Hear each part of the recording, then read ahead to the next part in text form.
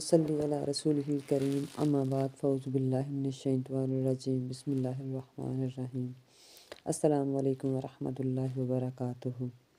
کیا حال ہے؟ امید ہے کہ آپ سب خیریت سے ہوں گے اللہ تعالیٰ کے فضل و کرم سے۔ جیسا کہ ہمارا موضوع جو وہ جاری تھا، پیارے آقا صلی اللہ علیہ وآلہ وسلم کے معجزات۔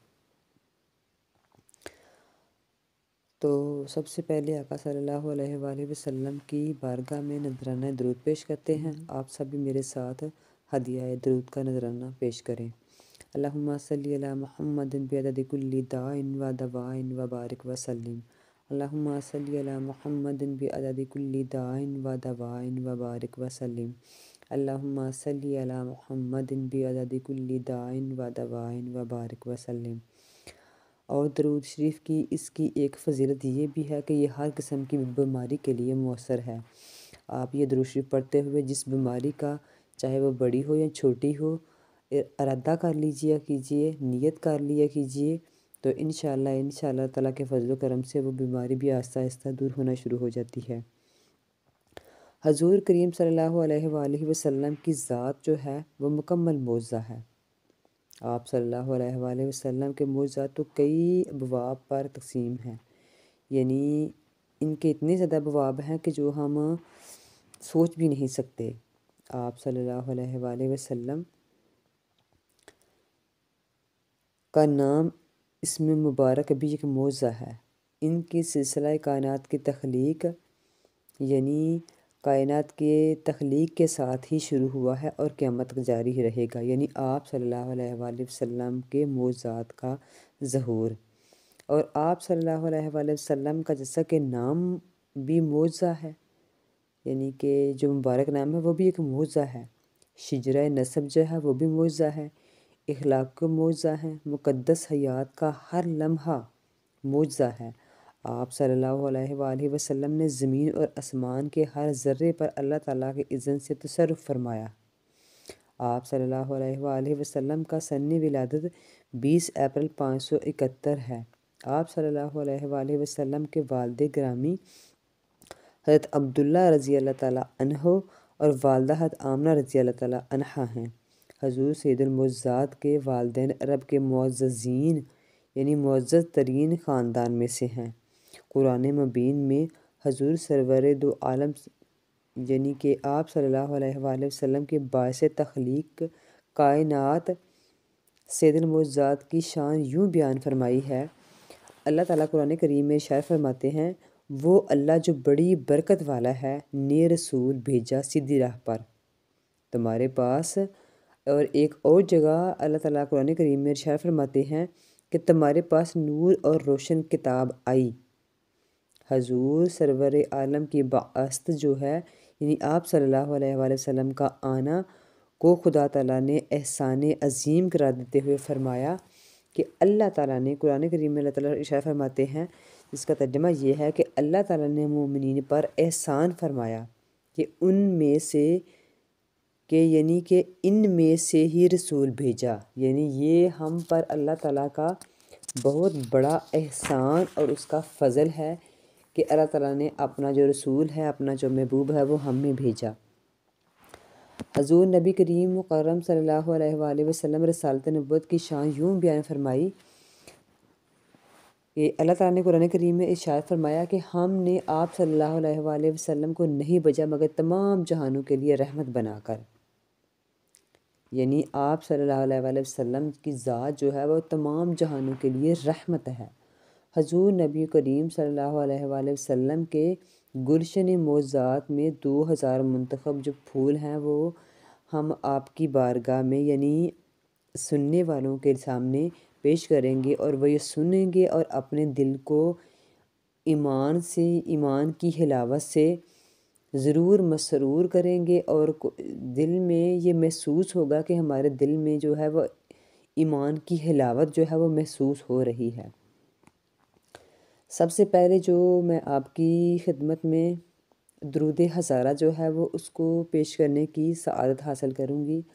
اللہم صلی علی محمد وعلی آل محمد بعدد کل ذرۃ مئات الف مرۃ وبارک وسلم۔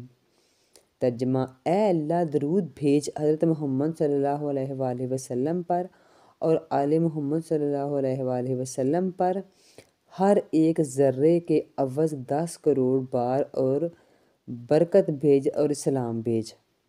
درود ہزارہ جو ہے طالبان اور روحانیت کا محبوب درود ہے، کیونکہ اس درود سے سالکین کو روحانی منازل طے کرنے میں بہت ہی آسانی ہو جاتی ہے، اور رسول کریم صلی اللہ علیہ وآلہ وسلم کی خاص شفقت، عنایات اور توجہ حاصل ہو جاتی ہے۔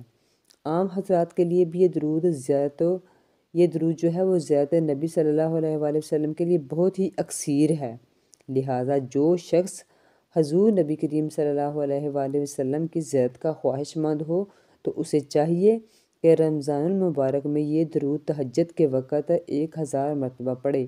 انشاءاللہ بہت جلد زیارت مصطفیٰ صلی اللہ علیہ وآلہ وسلم سے سرفراز ہوگا۔ اور اگر دنیاوی فیوز و برکات کے لیے چاہتے ہیں تو اسے ہر نماز کے بعد 11 مرتبہ پڑھنا بہت ہی بہتر ہے، اور اگر غم و فکر مشکلات سے نجات حاصل کرنے کے لیے اسے پڑھنا چاہتے ہیں تو اسے ہر نماز کے بعد 11 مرتبہ پڑھنا چاہیے، یعنی کہ اسے ہر نماز کے بعد ہم 11 مرتبہ پڑھ سکتے ہیں۔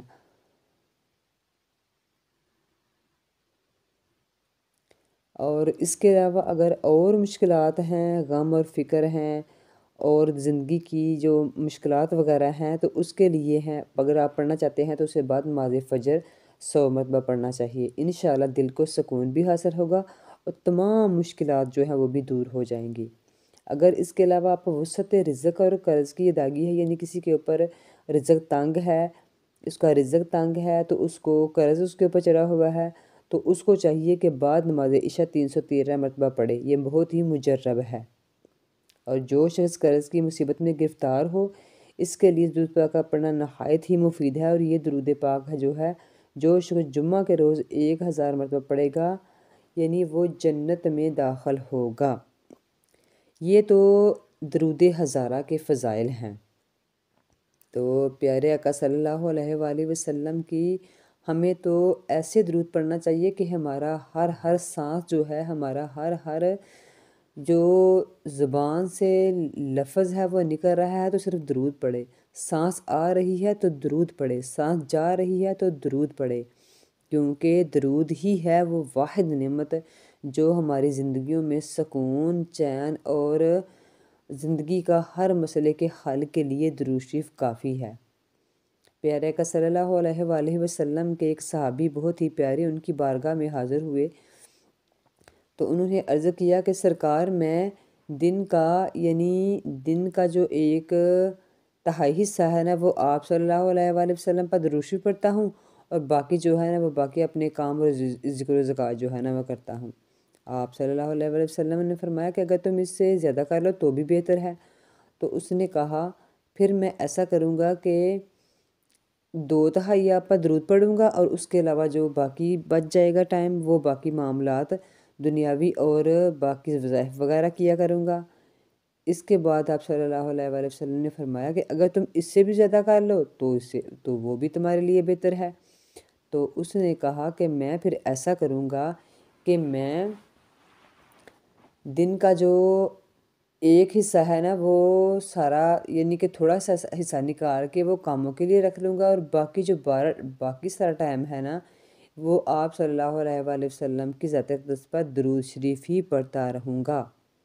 تو آپ صلی اللہ علیہ وآلہ وسلم نے فرمایا کہ اگر تم ایسا کرو گے تو یعنی کہ جو انسان ایسا کرتا ہے تو اس کے لیے سرکار صلی اللہ علیہ وآلہ وسلم کی شفاعت جو ہے وہ واجب ہو جاتی ہے، یعنی پھر آقا صلی اللہ علیہ وآلہ وسلم جب ہماری ہر سانس ہے، ہمارا ہر جو منہ سے لفظ نکل رہا ہے، ہماری سانس آ جا رہی ہے تو درود پڑھ رہی ہے، تو پیارے آقا صلی اللہ علیہ وآلہ وسلم سن رہے ہیں، ان پر نذرانے پہنچ رہے ہیں، تو یہ پھر کیسے ممکن ہے کہ ہمیں دنیا میں بھی کامیابی نہ ملے اور آخرت میں بھی؟ انشاءاللہ پھر ہم دنیا میں بھی کامیاب ہوں گے اور آخرت میں بھی، کیونکہ درود شریف ایک واحد ایسی بات ہے جو اللہ تعالیٰ خود بھی فرماتا ہے اور اللہ تعالیٰ اپنے فرشتوں کو بھی یعنی کہ کہنے کرتا ہے۔ ہم نے یہ جو آیت ہے وہ اکثر سنی ہے کہ ان اللہ و ملائکتہ یصلون علی النبی یا ایھا الذین آمنوا یا ایھا الذین صلوا علیہ وسلموا تسلیما، یعنی یا ان اللہ و ملائکاتہ یصلون، یعنی اللہ تعالیٰ اور اس کے ملائکہ جو ہیں وہ اللہ تعالیٰ وہ پیارے آقا صلی اللہ علیہ وسلم کی ذات اقدس پر درود شریف کا نذرانہ پیش کرتے ہیں۔ تو اس کے بعد مومنی سے کہا گیا ہے کہ اے ایمان والو، تم بھی آقا صلی اللہ علیہ وآلہ وسلم کی بارگاہ میں نذرانہ درود و سلام پیش کیا کرو۔ یعنی یہ وہ کام ہے جو خود اللہ تعالیٰ اور اس کے فرشتے کرتے ہیں، اور ہم انسانوں کو بھی اس چیز کا حکم دیا گیا ہے، تو سمجھے یہ ہمارے لیے کتنی بڑی سعادت ہے، کتنی بڑی نعمت ہے ہمارے لیے۔ تو آپ سب کو ضرور کوشش کرنی چاہیے کہ درود ہزارہ کے میں نے یہاں جو چند فضائل بیان کیے ہیں ان کو ضرور اپنی زندگیوں میں شامل کریں۔ انشاءاللہ درود شریف کے پڑھنے سے نہ تو آپ کی زندگی میں کوئی مسئلہ باقی رہے گا اور نہ ہی کوئی پریشانی باقی رہے گی۔ اور آج کل جو ہر بندے کا مسئلہ ہے کہ ٹینشن ہے، ڈپریشن ہے، پریشانی ہے، ذہنی سکون نہیں ہے، اور یہ ذہنی سکون کے لیے ایک لاجواب تحفہ ہے جو میں آپ کے سامنے آپ کی گوش گزار کر رہی ہوں، اور آپ سے درخواست کر رہی ہوں کہ آپ ضرور اس کو اپنی زندگیوں میں شامل کریں اور اپنی زندگیوں کو کامیاب بنائیں۔